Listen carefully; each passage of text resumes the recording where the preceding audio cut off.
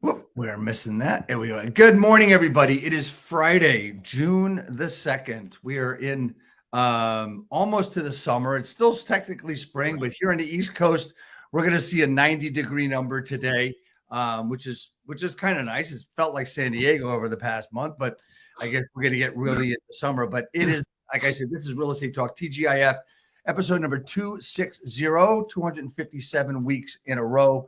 And I am so pleased to have an old friend of the broadcast as well as friend of mine, Eric Sachs, with us today. Good morning, Eric. How are you? Good morning, Dave. How are you? Thanks for having me. It's awesome to be called back to a show. So I take that as a compliment. So thank you. Well, you're absolutely welcome, man. You're one of my favorite people. I mean, we first met at Inman a number of years ago.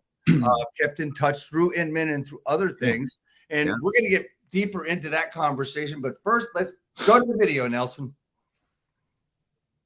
Real estate agents, are you looking to acquire clients consistently to grow your business and income for a great lifestyle? Well, this is Dave Fanale, and I'm here to bring you the Real Estate Skill Builder broadcast, Real Estate Talk TGIF, brought to you by Real Estate Skill Builder and the Modern Agent team. And here we are. We're back, and with the great Eric Sachs, president and co-founder of Breakthrough Broker. Eric, before we get started, I have to ask you the same question I asked him when we started. You were on episode 156, which is 104 episodes ago, which is 2 years, exactly 2 years ago, right? That's awesome. So the question is, what does TGIF stand for? Oh my gosh. Remind me. Well, what does it typically stand for? And you know it doesn't stand for that. Just, right. Maybe you'll get it. Yeah, TGIF. I mean, traditionally, thank God it's Friday, but we don't have Fridays in real estate. So I'm gonna have to let you know because I can't hold on. Thank God it's Fanale. Thank God it's Fanale. I love it. There you go, man. There you go. I love it. Which is true. This guy's all over the place. I see him at every conference. So thank you. I like that. I love it. You stumped me in the first minute. I know, right? But I know I'm not going to stump you now because it's all about you, man. It's all about, you've been with your Breakthrough Broker. You've been a realtor. You've been a lot of other things. Talk to me about your journey on, how you got to where you are today. And you know what? You do a great service for the real estate community out there, and most of your stuff's free still. So, it's just a great service, and we'll talk about that too. But talk to me about your journey to today. It was interesting. It took a lot of blood, sweat, and tears. I started like most realtors, Dave. I don't think in high school when you take the aptitude test, it really will say you're going to be a residential realtor. That's right. Right. And I don't think it even is on there. So a lot of us, most of us come out of different professions. Right. So I had a fun profession. I chased bad guys for 13 years with Fort Collins Police Services in Colorado. Loved what I did. Didn't think I'd ever leave. Had some personal events, some injuries at work, my mother passed away. And so I started thinking a little more critically about my life. I still love chasing bad guys, but I wanted to do a little more. I was a single dad at the time. I wanted to make a little more money. I didn't feel bad about that. And I found myself, I went from the detective bureau back to the street to train rookies because I loved teaching even then. And so I was on night shift training rookies right out of police academy, and they send you to burglar alarms all night long. And in Northern Colorado, if you own $1 million home, for some reason, when you go on vacation, it's like a prerequisite to leave a back door open. Wind comes off the mountain, rattles those back doors. They send the rookie cars to go check for burglars. And I was in these really nice homes, calling my rookie to the kitchen saying, look at this inset sink in the granite. Amazing. And that kept happening to me. And then I was going to open houses, and then I bought a home, and my realtor just wasn't that good. And it all just clicked to me. And I was like, I can do this part-time. So I got my real estate license. I went to a day shift spot, and I would go to a night class in my police uniform. I would just take my shirt uniform off, and I'd sit there in my black pants and black t-shirt for 8 weeks and got my real estate license, and just started talking it up when I was eating dinner in the emergency department, because that's where I had dinner most nights. And I would talk to the ER docs and the nurses, and they'd say, "How's life?" And I'd say, "Great, both jobs are keeping me busy." I don't know, it just came to mind. And I didn't know what I was doing. I was kind of faking it till I made it, right? And I did that as a cop. I got hired as a police officer at 22. I didn't know any life experiences. So I kind of did the same thing. And the ER docs started saying, "Oh, I want to buy an investment property." And the nurses were at the age where they were buying homes. And so I started getting this really good sphere of influence built. And I soon had 2 full-time jobs. I had a fortunate experience that I had a client do a ride along with me. I speak Spanish. I was a translator for the police department. And we're looking at houses during the day. And he said, "I want to see what it's like to be a cop at night." So he rode with me and he saw me doing some translation. And he says to me, I made most of my money as a developer in Costa Rica. I'd love you to come out and do some translation for me on a meeting next week. Can you take the time off? And I was like, "Sure." So flew out to Costa Rica, took time off from the police department, spoke the first day. He left, helped him the first day. I had this nice house in Costa Rica. I called my business partner out. We opened a real estate company on the beach that week. Then we had a real estate company in Colorado. Pretty soon, it was all too much for me. So I left cop work, stopped chasing bad guys, ran both my companies, grew them during the last recession. 2010, we were acquired by a large national franchise who liked our growth during the recession. Didn't want to work for them. They had a multi-state footprint. They wanted us to manage lots of realtors. Not that I don't love you all, but it just sounded to me at the time, no thanks. Signed a non-compete, couldn't sell real estate in Colorado for 5 years. So what was the next step? Wow. I think there's great coaches out there nationally, obviously, locally. There's a ton of great coaches. So coaching for us was a thought for about a second. Then we decided we had so many problems as realtors and as broker owners executing on marketing content. Right. So, we as realtors were really bad shoulders. SHOULD. We have this should list a mile long. Holy shit, you are absolutely correct. Right? Oh man, I know my sphere of influence is going to have a life event right now, so I need to really get in front of my sphere. I need to do a newsletter, and I should send them a home valuation letter, and I probably should do more Instagram and Facebook, and some of those shoulds are difficult. And whenever we face any barrier to execution, we pivot, and it's a human mindset thing, to something easier, right? Yeah. If I need to get my CRM together and call 100 people and ask them what their current address is, that sounds terrible. It's a high money making activity, but instead we go to lunch with our mortgage partner for 3 hours and have a few margaritas and come home and tell our spouse or significant other we were super busy. We had a great meeting with our mortgage. Right. Help me do this and help me do that, which is a lot of bullshit. But anyway, go ahead. So, not that our partners can't help us, but we're just not focusing on. We weren't focusing on the right things. I realized at the time I could have made a lot more money. We sold a lot of houses, made a lot of money, could have made more, probably twice more. I probably could have helped my realtors make twice more money if I helped them with this execution problem. I think it's an epidemic of failure in our industry. I have an opinion that any person who gets into real estate and leaves because they couldn't succeed isn't because they couldn't succeed. The recipe's out there, right, Dave? There are 1,000 books that tell us how those people became multi-million-dollar real estate agents. Right. There's no secret. They don't have a secret sauce. They just are executing. If you read into it, all the great ones are doing the things that the rest of us just don't want to do, don't feel comfortable doing, are avoiding. And so we built breakthroughbroker.com to be an accessible, easy to use resource to help realtors get their shit done. If you want to do a geographic farm, it's 5 clicks and 3 to 5 days to the mailbox.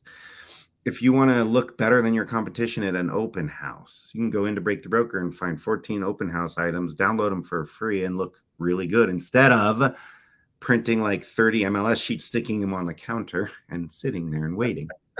Right? We do that. Yes. So Still. we just really, now that we have Breakthrough Broker is 12 years old. We have 691,800 something. I just found out yesterday.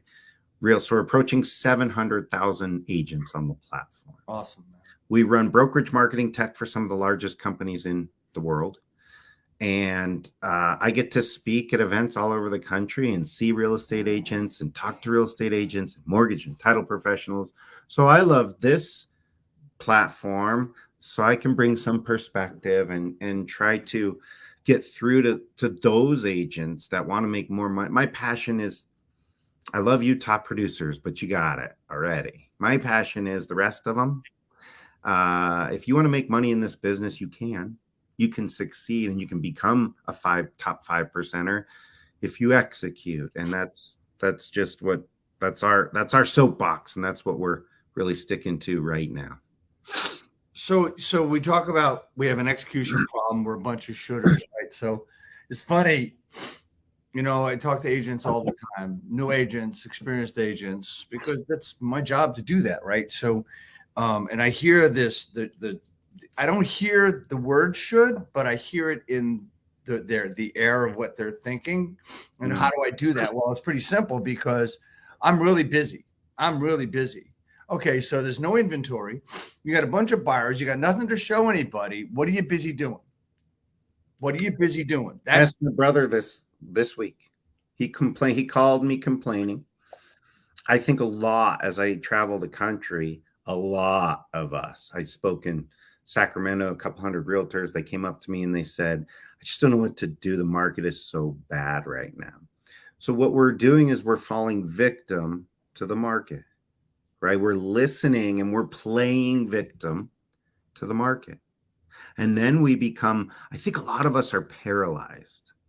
Yes. If I look at a cross section of realtors, some people might say we're lazy because we're not executing. It's not laziness at all. We're not lazy. We want to succeed. We're paralyzed. It's almost like deer in the headlights. You wake up in the morning and you're like, what do I do today? Do I do an Instagram reel? Do I do Facebook? Do I do geo farming? What do I do for my open house? Do I write a blog post? Do I go to a meeting? Do I take a class? And then we suffer from big menu syndrome and we do nothing. We revert to the easiest or the lowest common denominator. So time out real quick. Anyone watching the video, anyone watching live or the recording of this, I want you to stop and write down what's on your should list. Okay. Tell yourself, what should you have done in the last 30, 60, 90 days for your business? When you do that, you're going to see something very interesting. You won't find any shoulds that are like, I need to get better I need to get really good at writing my contracts. I need to go take a certified negotiation expert class because I need to be the best negotiator in the world. What you'll see is every should is marketing. Every should is how to find buyers and sellers. Every should is top of mind awareness, sphere marketing, geo farming, finding buyers and sellers. So I think as realtors, we need to realize, sorry, I'm getting over a cold. No worries. Our job, our profession is not selling homes. It's not finding homes. It's not negotiating. It's not being a badass contract writer. That's all secondary. My question to this audience is, if you're the best negotiator in your market, the most badass negotiator in the world, what does it matter if you have no one to negotiate for? If you're the most organized and you communicate with your clients the most amazing and you have the best expert knowledge of your local market, but you have no one to give that knowledge to, what does it matter? It doesn't. At its core, Dave, we need to wake up as real estate professionals every morning and think, What have I done today? What am I going to do today to find buyers and sellers? Look, all you managers and trainers out there that are covering your ears saying, he's saying not to be a good technical realtor. That's not what I'm saying. That comes secondary. You do need to be a good negotiator once you find someone. You do need to have great contracts and systems once you find someone, but you have to be an equally better marketer. All those top producing team, Daves, you know, I might get some people mad at me on this call if I say a lot of the top 1% are not great realtors. You're right. They're not. They're Don't great. get mad at me too. I don't give a shit. They're great marketers. That's right. They're great business owners. Business people. They're not great realtors. I've sold homes. I've done deals with those top 1%ers in my market that are killing it, hundreds of transactions a year. And I think to myself, this guy's not a good realtor. But when you step back, he's a great business person. Right. She is a great marketer. And so as an individual real estate professional, if we start to wake up every morning and realize our profession is about marketing, then we start to wake up in the morning and fill our schedule with marketing tasks, high money making tasks. You know, one thing I'd like to talk about is to go back to this big menu syndrome thing. Do you know what I'm talking about? No, go ahead, man. Ever heard of big menu? Okay. When you are entrepreneurial, a lot of us entrepreneurs, our minds run 1,000 miles an hour, right? We're really fast. Some of us will, you know, we'll say we just have a short attention span, but really we're just entrepreneurial mindset. We go 1,000 miles an hour. I'll give you an example of big menu syndrome. We live in Costa Rica part of the year. I think, you know, my wife is from Costa Rica. We always fly Southwest Airlines. I'm a Southwest fan, raving fan. But a couple months ago, we took United. And I sat down. It was a nice plane. I had this TV in front of me. And I'm like, oh, movies, like 120 movies in the seat in front of me. That's fantastic. So we took off. And I'm scrolling through for 20 minutes, 120 movies from A to Z, front to back to front. Guess what I watched? Nothing. The Map with the little blue airplane going a centimeter a second for 5.5 hours. Do you know why? Because I couldn't figure out what I wanted to do. Now, as realtors, we create these to-do lists that are like 2 pages long. So I'm an anti-to-do lister, and I actually, when I'm in an audience, I can see all the perfectionists get super uncomfortable when I say, you got to throw away your to-do lists. Why? Because you've got 30 things on your to-do list. Number one, we have no accountability. So you have something in July that you put on your to-do list in January because you just don't want to get it done. And it's okay to move it from day to day to day. No one's going to fire us, right? That's the first reason to-do lists fail. Right. Second reason is you're going to look at all the things on your to-do list and do one of 2 things. You're going to do the easiest one or nothing. That's right. Our minds can't take it all in. So what I would say is look at your to-do list, look at your should list, and identify the highest money-making activity. So if you look at your should list and they're like, I really need to do 3 open houses this month. I should do 3 open houses and I should market them really well. I should do mega open houses. I should send an invite to the closest 75 homes the weekend before that says VIP open house. Come see what your neighbors are selling their home for before the general public. Then I should go do some door hangers to those 75 the night before. And I should do some social media marketing. And I should tell my sphere of 3,000 people about this cool new open house. And then when I get to the open house, like I should put a sign at every right turn in a mile radius. So I'm not going to do that. I'm going to go to TaskRabbit. I'm going to meet TaskRabbit in the parking lot of Starbucks. I'm going to hand them 52 signs with a map. And I'm going to say, go put all these 52 signs out. It has to be done in 1 hour. And here's $80. And when you're done, I'll give you another $80 when you bring them back to me this afternoon. See you at 3. And then when I get to that open house, I'm going to have welcome signs, sign-in sheets, a single property site QR code, a comparison chart they can take away with them and have all my information. And I'm going to do that 3 times a year and 3 times a month. And if I do that 3 times this month, I want to drive 30 people, 30 couples to this by doing this. And I'm going to have 90 conversations.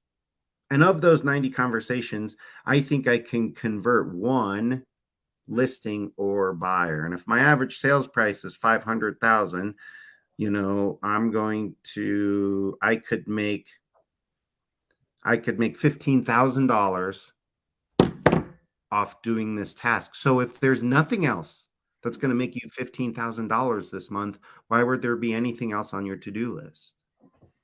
So your to-do list becomes 3 open houses this month.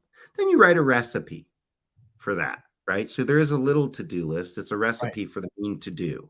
Right. Get the invites out, right? Get my son to drop off 75 door hangers the night before. Create some Facebook advertising.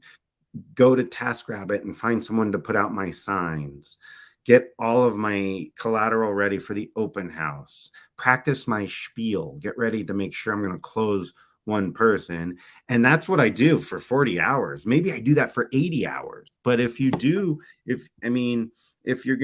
get one buyer from a mega open house and you make 15,000 and you worked 40 hours a week on it, you're making $375 an hour.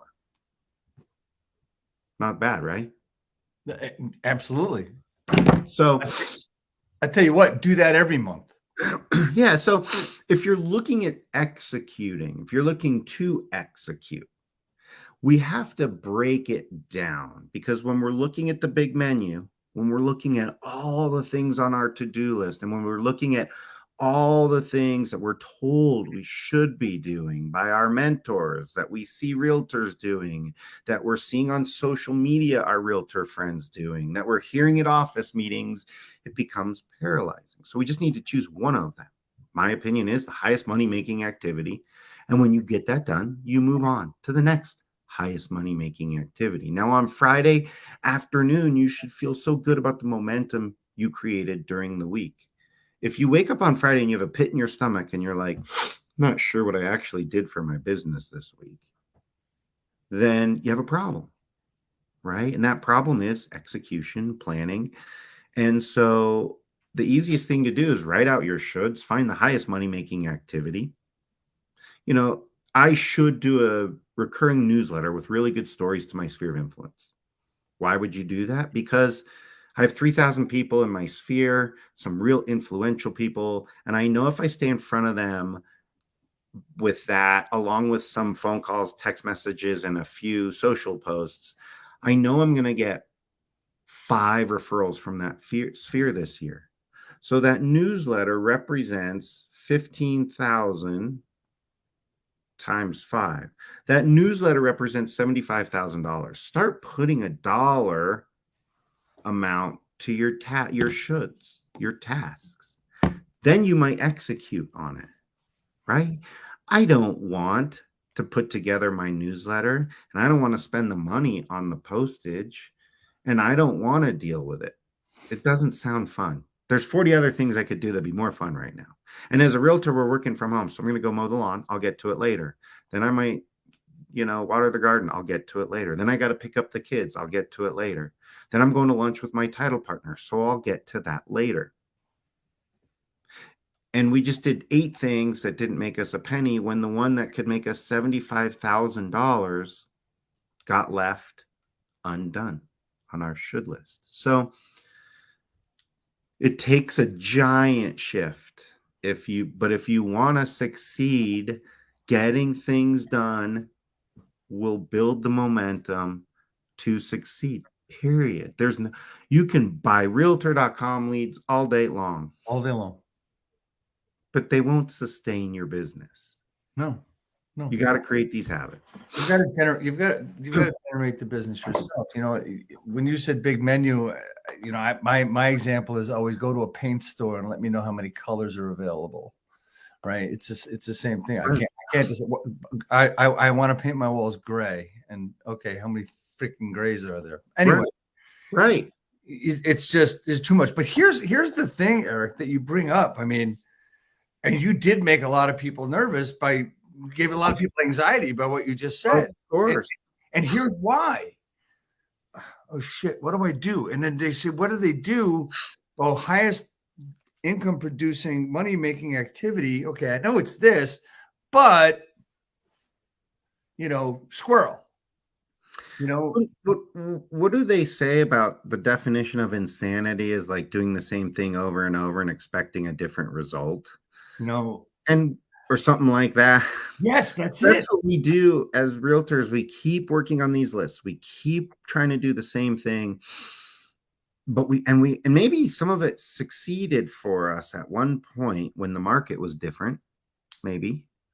But right now, if you're watching this and the market shift is still going on, meaning super low inventory, higher interest rates, right? Sellers don't want to move because they don't want to get rid of their 3% interest rate and buy a home with 7 or 6.5. Buyers are upset because they could have bought a home before, but couldn't because they were losing out to, it's a cycle we're in right now. And if you want to succeed and you're doing the same things you did last year or 2 years ago, it's just not going to work. It's going to take more execution, more momentum. It's funny, but you don't see the momentum you're building. If you were to call a past client and they answered the phone and you say, hey, we've been talking like a year and a half or 2 years, but the recent, the things going on in the world last couple of years just had me thinking of you for some reason today. So I wanted to call and catch up. And you do have a great catch up with this person.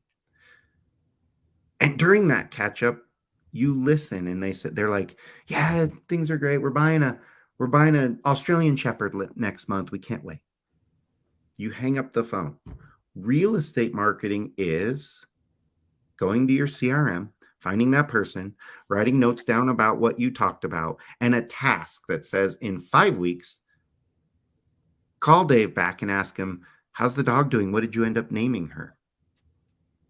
That's real estate marketing, but we don't see it that way. So I'm gonna put it really corny and simple. So talked about making contact with people. Contacts are important. People say it's a numbers game, right? How many people will you talk to, right? But in order for you to get anywhere, and that's your sphere of influence, that's in your CRM, you need to enliven and embrace relationship making activities, which is what you're talking about, right? And just to make it really simple and corny for everybody, there's 2 words we need to work with. One is a contact and one is a contract, which we want to get. And there's only one difference between those 2 words, Eric, the letter R. And that R is for relationship. And that's what we continually need to build. With the open house scenarios that you gave earlier, you said practice your spiel. That's what you said, right? Well, yeah, I have a whole soapbox about practice. Yeah, well, I would love to get into that, and because it's amazing. I was just to finish what I was saying is that you got to build a relationship. So that is like, if you're not going to do something such as the open house process that you talked about, which, by the way, beautiful, right? I have a process extremely similar to that. It's a little different, but it works the same exact way because all you're doing is you contacted for 5 days and prepped everything. Oh, and by the way, everybody, TaskRabbit is a great it's a company, it's a website, taskrabbit.com, where you can get people to do tasks for you. Yeah. Right. I use furniture. It's great. It's great. I've used it for years. So when we talk about getting ready for all this stuff, we are talking about practice. And for me, I have coaches, right? I have a partner who's a coach. We coach each other. And at least once a month, we sit and we are very blunt with each other about the previous month. And one of the things he said to me a couple of weeks ago is, your script is perfect. You need to practice it more. Right. And what I do is I talk about practice all the time. And I'm going to use one of my favorite baseball players, Derek Jeter. His first year in professional baseball, he made 56 errors. Now, debatable whether he's one of the best shortstops of all time or not. That's not the point. The point is that look where he is, first ballot Hall of Famer, right? So, I mean, there's something to practice. Tom Brady, what did he do before his first game of the year? Practiced. What did he do before the Super Bowl? Practiced, right? And even if you look at professions, trial attorneys practice before they go in front of a jury. They do. But if I ask a group of realtors to show up for role play, guess how many show up? 0. And we want to be professionals. We say we're professionals, but baseball is a great analogy. These guys have been swinging baseball bats since they were 4. Yep. But at 28 years old, 8 years in the majors, they show up for batting practice every single day. Yep. So one of the, in one of my classes, I teach a class on some dialogue and on being remarkable. And one of the things, real estate's really fun because everyone likes to talk. I was in a great world because everyone likes cop stories and real estate, right? And so I was talking about. So, but you're going to go to a barbecue, June, July, August, or a pool party or a dinner event. And at that event, someone's going to ask you, how's the market? Yep. Now, here's the problem. That person that says, how's the market? I'm hearing things in the news that scare me about my house. That person that asked you that also knows 8 other realtors. That's right. Okay. So the goal is, and this is a whole nother hour, to be the one realtor that they think about, that's ingrained in their mind. Right. Yeah. So if you answer, it's good, it's great, it's a little different, it's shifting. If you answer coyly and you're like, why do you ask? Your competition's going to do the exact same thing. Right. So a remarkable answer is a story. That's oh my right. gosh, I'm so glad you asked. It's crazy right now. I was working with the Johnsons. I don't know if you remember the Johnsons. They were on the soccer team like 5 years ago. Anyway, we were looking for a house last year, about 1.5 years ago, and it was a total disaster. We put in 12 offers. They lost every offer by like $30,000. So they got super frustrated. They went back to renting, super high rent. They're throwing their money away for a year. And they called me about 3 weeks ago and said, let's try this again. Now they knew that they couldn't buy as much home because the interest rates were higher. So they understood that we had to look at a little lower price home, and they were fine with it because we found something they wanted in like 2 weeks. And what was really cool was we only had one other offer we were up against. We got it for full price, but not 30,000 over. We won it. And we actually got a few inspection items. So things are interesting right now. Why do you ask? And if you don't have that story, someone in your office does. Go to meetings and listen.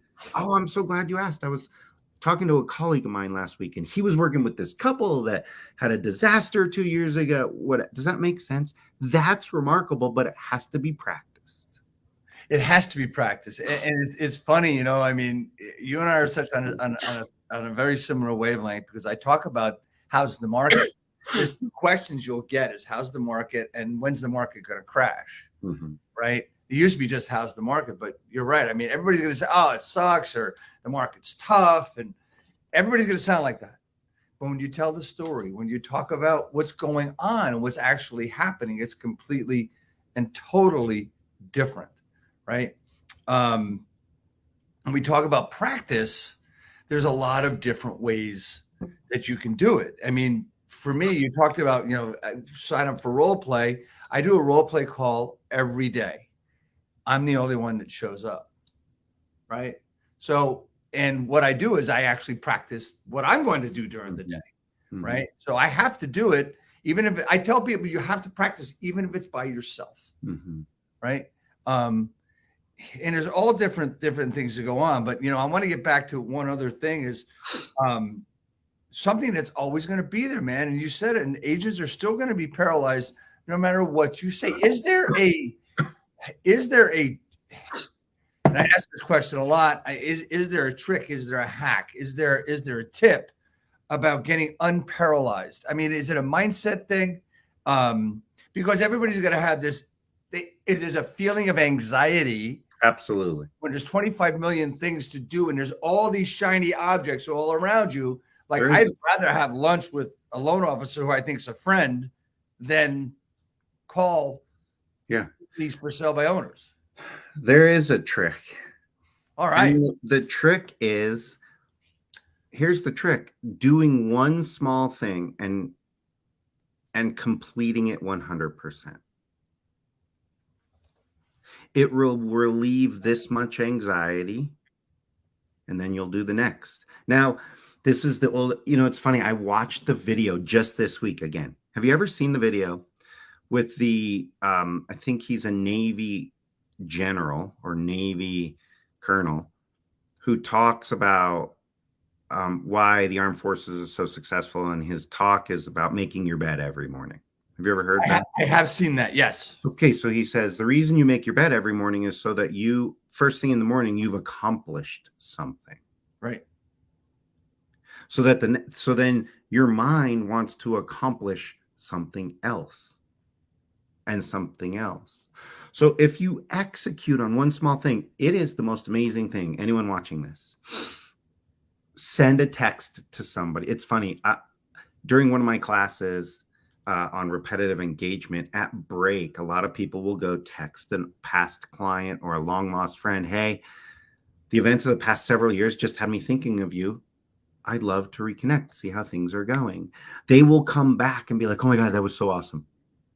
They actually texted me back. That small effort of execution, getting something 100% done, is the most amazing feeling. If you go into your social media for 10 to 20 minutes and just like and comment, best way to, everyone's like, I got to pay for social. I don't understand audiences, and Facebook advertising is crazy, and I don't know what to post on my social. Easiest, freest way to leverage your social media is to go in and like and comment. When your friends, when your neighbors 3 doors down, who you actually sold the house to 7 years ago, is in Maui, and they know 10 other realtors now in those 7 years, and you like and comment, hey, we haven't seen each other in so long. I can't believe how big the kids are. That trip looks amazing. Can't wait to catch up and hear more about Hawaii. Heart emoji. When they're back in the room scrolling through, they're like, oh man, we don't see Eric enough. Remember how good a realtor he was? He used to let the kids open the electronic lockbox, boop, boop, boop, and they giggle when it popped open. It made it so nice. When you're done with those 20 minutes of liking and commenting, you just did some real estate marketing. That's right. And you'll feel great. That's the hack. You have to do one small thing to get the other things going. And then I think it's what I talked about before. Stop looking at your huge to-do list. It paralyzes you. So look at the to-do list and extract one thing, the highest money-making activity, and just do that one thing. And if it takes 40 hours, like 9 to 5 every day, on Friday, you'll still feel good and you will make money. So if there was, what we hear today is that there's a lack of inventory, and there is. Of course. Lack of inventory, and everybody's got buyers and everybody's very busy.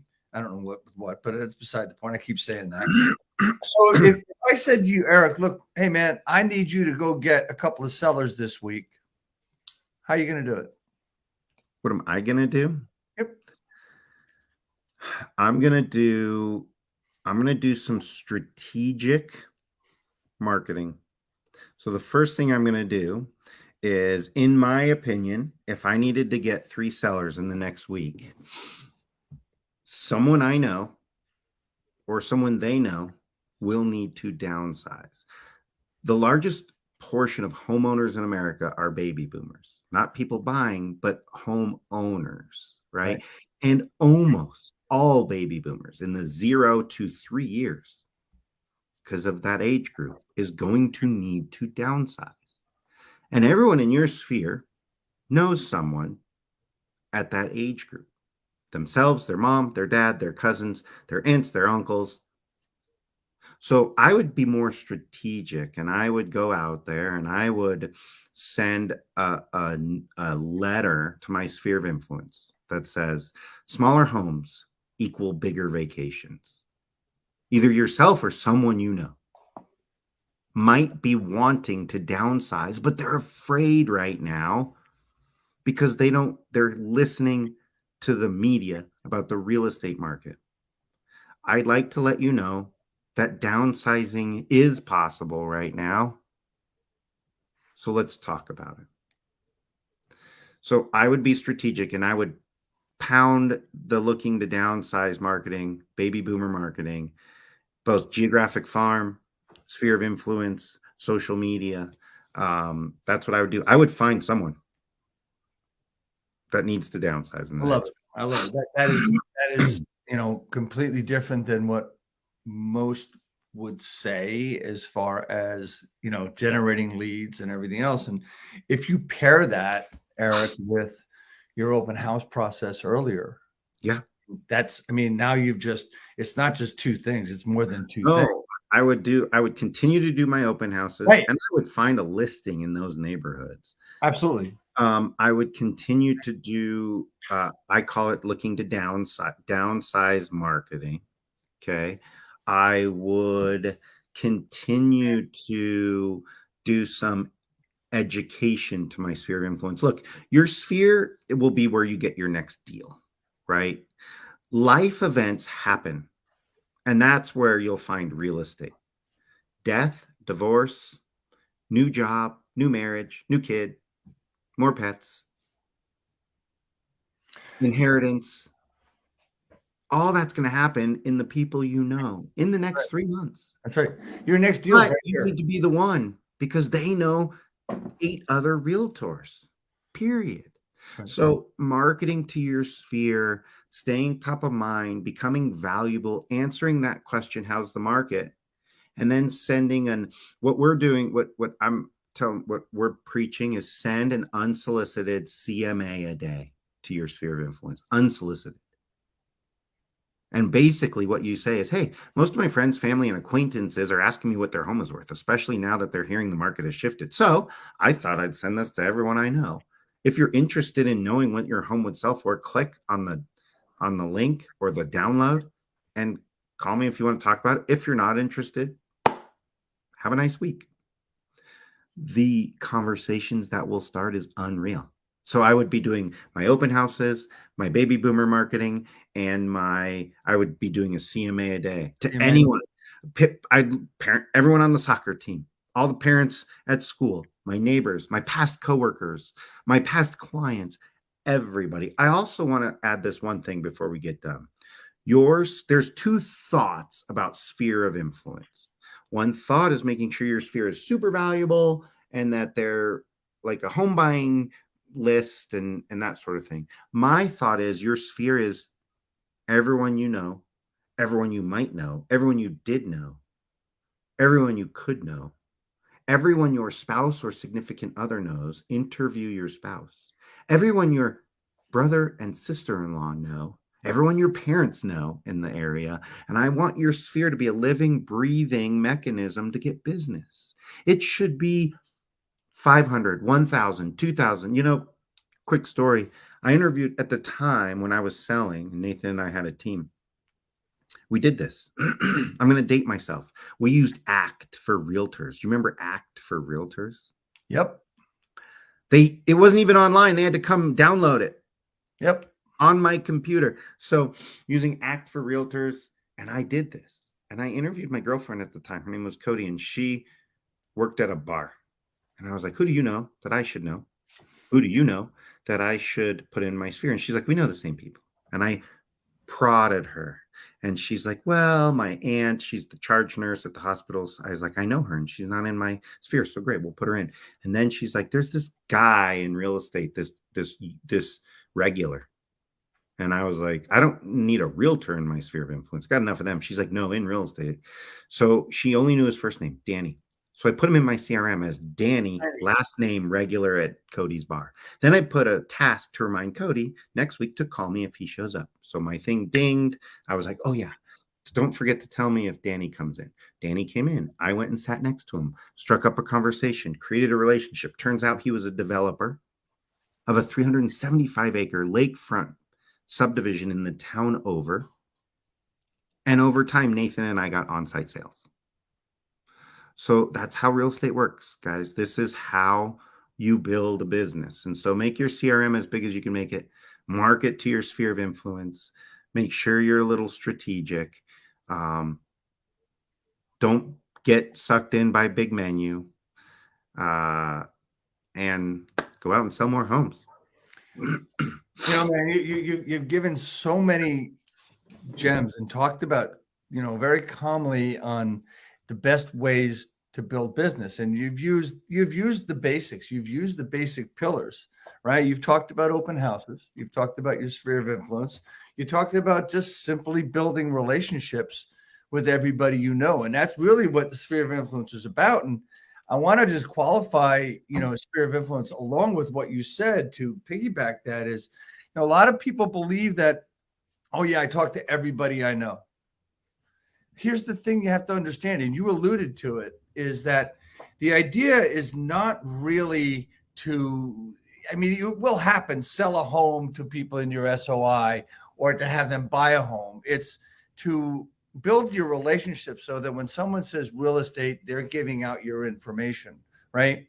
It's really simple. As a statistic, I use something all the time. It's 15% of the people you know are probably going to move in the next 12 months. Mm-hmm. And 100% of the people you know will know someone who's going to move in the next 12 months.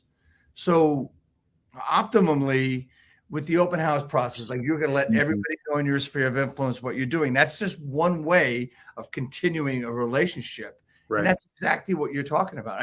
Everything you talked about today was money-making, relationship building. Would you agree with that? Yep, absolutely.